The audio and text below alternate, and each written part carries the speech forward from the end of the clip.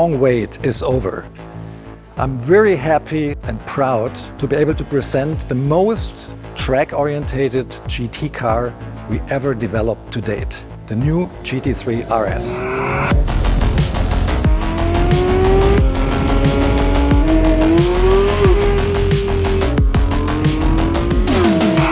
One thing when you first look at the car is very obvious. It's all about aerodynamics. It looks very much like a race car, and it has aerodynamic values, downforce values that are double as much as we had from the predecessor. That means at 285 kilometers per hour, there's 860 kilos of downforce on the car. And even at 200 kilometers per hour, we have 410 kilograms.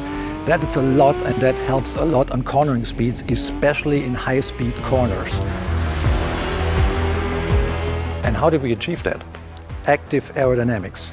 A huge rear spoiler, 6 feet wide, higher up in cleaner air than ever before, and 2 modules hidden beneath the front lamps that have active diffusers that work in synchronicity with the rear flap that goes up and down to get maximum performance on track. And this car does not only feature a lot of aerodynamic components that we use in the GT3 R race car, we even stole a feature from Formula One, which is a drag reduction system that the pilot can activate via a button on the steering wheel to reduce drag and give the car the best performance out of the corners on the longer straights.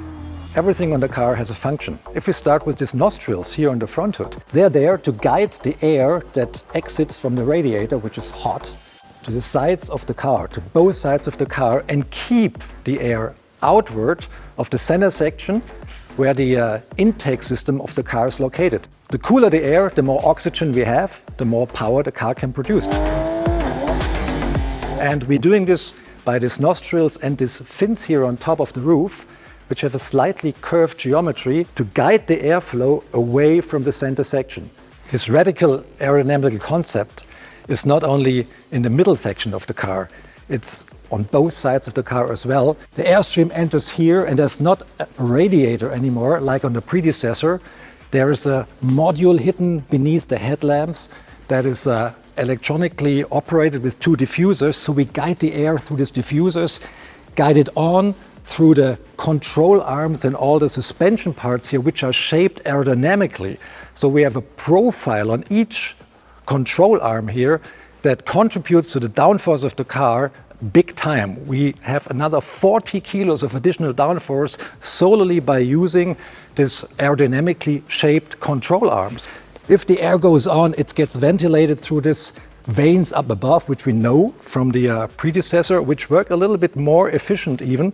And we use this section here, which is a little bit drawn to the inside, to exhale the air a little bit better out of the wheel wells. And for that, we had to construct a new door that is made of carbon fiber. These vanes here guide the air close to the body to prevent swirls that are causing back pressure. We don't want to have that. And then guide the air here through the side of the car into these intakes here, which are not used anymore for intake charge of the car, which are part of the aerodynamical concept to accelerate the air, guiding the air mostly and as flat as possible to the side of the car by using these vanes here. And that's not everything. There's a lot of air entering in the front, underneath the front splitter. The whole under construction of the car is full of vanes and guiding flappers to get the best aerodynamical results. A lot of speculation was going on what kind of engine would be in this car.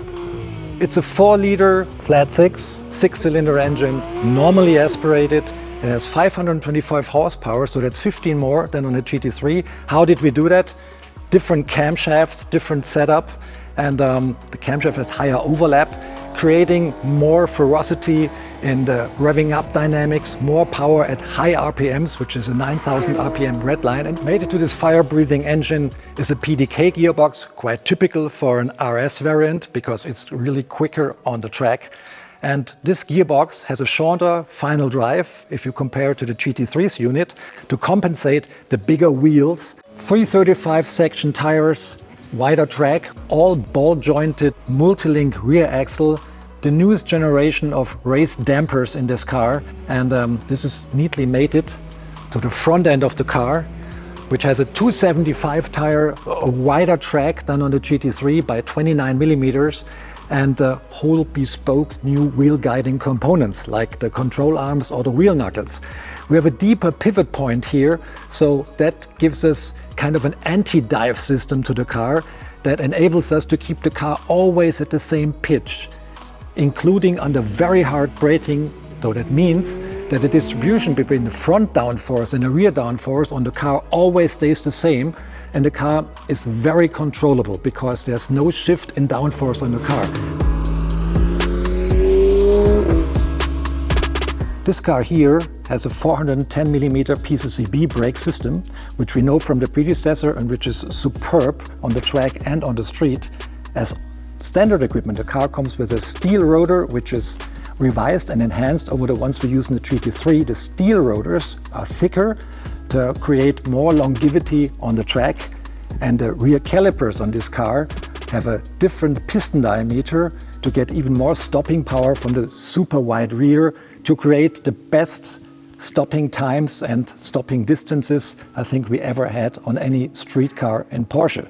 On the quest for maximum brake performance, we have aerodynamical aid here as well, because we can influence this rear wing, which folds up as an active air brake. So we create more resistance, more wind resistance to the car under hard braking, which even decreases the stopping times and makes stopping distances a lot shorter. There's another trick we have up the sleeve. We can control compression and rebound of the dampers in the car. The driver can do it himself. It's really very neat. You don't have to go underneath the car and play around with damper settings there. You can do it from the cockpit. We have these satellites here on the steering wheel where we can influence compression and rebound for front and rear axle. By turning the knobs, which are mirroring the same position than the satellites here, you can adjust rebound more or less front and rear and can create your own individual setup. But the PASM system, the damper control, is not all you can do here. There's another button here that says ESC TC, that's a traction control. By push of that button, you get another screen and you can adjust the traction control to your liking, and you can even turn it completely off. Another thing you can control here is the electronical rear differential. You can influence the values for coast and power to your liking. Very good if you have damp conditions or if you have a bumpier road, and you can influence the car's behavior upon braking and exiting the curve by a big time here. There will be a Weissach package as well available for the car. Traditionally, the Weissach package shows off more carbon fiber than this non-Weissach variant here. That means the front lid is carbon fiber, visible carbon fiber, the roof is visible carbon fiber, and for most markets we offer a rear roll cage made of carbon fiber as well, which is in itself 6 kilos lighter than the steel variant. Another goodie here for the Weissach package is you can order the car with magnesium forged wheels as well, which shave off another 8 kilos of the car's overall weight, which in its lowest spec is 1450 kilograms, which is quite a low figure for a car like that, for the size of the car and for all the technology involved. So that rounds it off. I think we have the most hardcore GT variant to date standing here behind me, and there's so much technology and innovation going on, not only to make the car faster, to make it more fun to drive as well. I love to drive it, especially in the high speeds corners on every given track. It's mind-boggling what this car can do. It's so much fun, and I really love to drive it, and I'm absolutely sure you will love it too.